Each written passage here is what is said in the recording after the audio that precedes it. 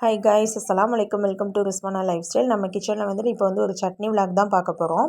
அதுக்கு தேவையான பொருள் வந்து 1/4 கப் தேங்காய், ஒரு 4 சின்ன வெங்காயம், அப்புறம் வந்து 2 பல் பூண்டு, ஒரு துண்டு இஞ்சி, ஒரு கொத்து கருவேப்பிலை, காரத்துக்கு தேவையான அளவு வந்து பச்சை மிளகா.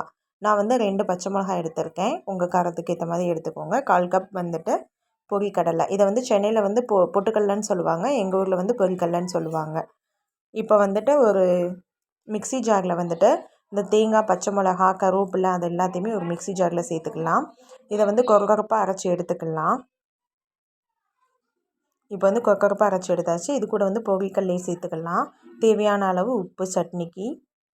தண்ணி ஊற்றி ஒரு நல்ல ஃபைன் பேஸ்ட்டாக அரைச்சி எடுத்துக்கலாம்.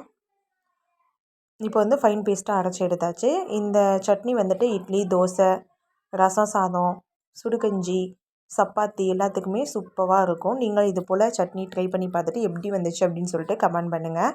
நம்ம சேனலை ஃபஸ்ட் டைம் பார்க்குறீங்கன்னா சப்ஸ்கிரைப் பண்ணுங்கள். மற்றவங்க பார்க்கணுன்னு நினச்சினா ஷேர் பண்ணுங்கள். அஸ்ஸலாமு அலைக்கும்.